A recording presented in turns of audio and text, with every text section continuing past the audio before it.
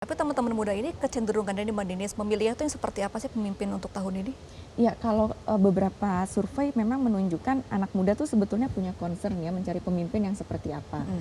Mereka ingin pemimpin yang tegas gitu ya, mereka ingin pemimpin yang punya perspektif anti korupsi. Kan kalau anak muda isunya lebih beragam gitu ya, lingkungan, ekonomi juga gimana cara dapat kerja setelah kuliah Iya. gitu. Teman-teman muda tuh punya concern di isu itu. Nah, kemudian kalau sebenarnya dari debat-debat kemarin kita setidaknya bisa melihat gitu ya, pasangan calon ini posisinya di mana nih di isu-isu yang menjadi minatnya anak-anak muda tadi gitu, dan apakah teman-teman muda ini nggak hanya jadi penonton sebetulnya, memang dari segi jumlah kan banyak ya, Iya. dan mau menang pemilu ya harus targetin suaranya pemilih muda. Tapi kalau kemudian teman-teman muda ini hanya sebagai penonton, ini yang kemudian kadang-kadang membuat teman-teman muda ini jadi agak kan kita cuma diambil aja nih suaranya gitu, tapi nggak diajak secara nggak diajak dialog mungkin misalnya tukar gagasan dan Jadi sebagainya. cuman kayak di awal doang buat suara, Betul. setelah terpilih ya sudah dicuekkan begitu saja ya. Nah, kalau dari Cakardata sendiri Mas Miftah, kecenderungan para pemilih muda ini seperti apa sih calon pemimpin yang mereka dambakan begitu?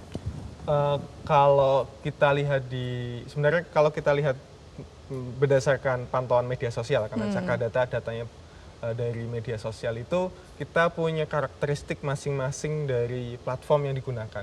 Oke. Di Twitter itu rata-rata anak-anak muda yang memang terdidik biasanya ya, kemudian dia urban mungkin ya, dan biasanya di situ banyak diskusi isu-isu publik. Iya. Dan saya lihat juga isu-isunya memang mereka lebih condong untuk yang concern terhadap isu yang tadi disampaikan.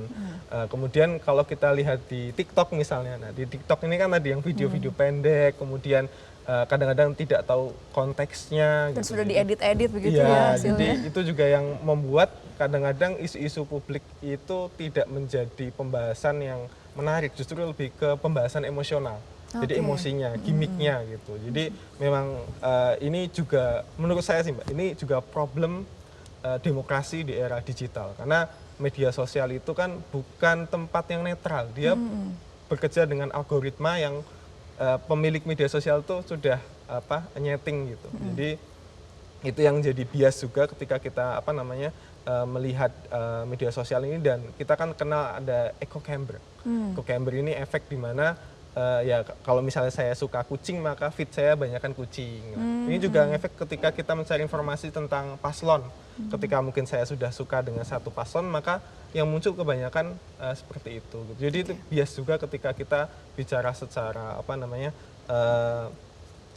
media sosial untuk memetakan preferensi, karena memang di media sosial juga jadi tempat pertempuran untuk kampanye. Iya. Dan kita juga mengenal ada computational propaganda, di mana propaganda untuk politik ini sudah masuk ke media sosial, dan ini memang dibuat untuk ya sengaja oleh mungkin tim atau tim digital atau tim kampanye digital itu untuk mempengaruhi pemilih gitu.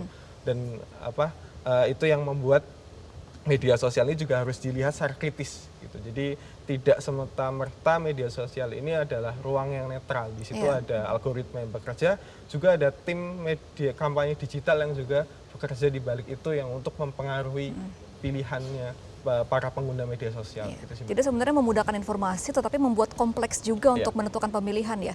Jelajahi cara baru mendapatkan informasi. Download Metro TV Extend sekarang.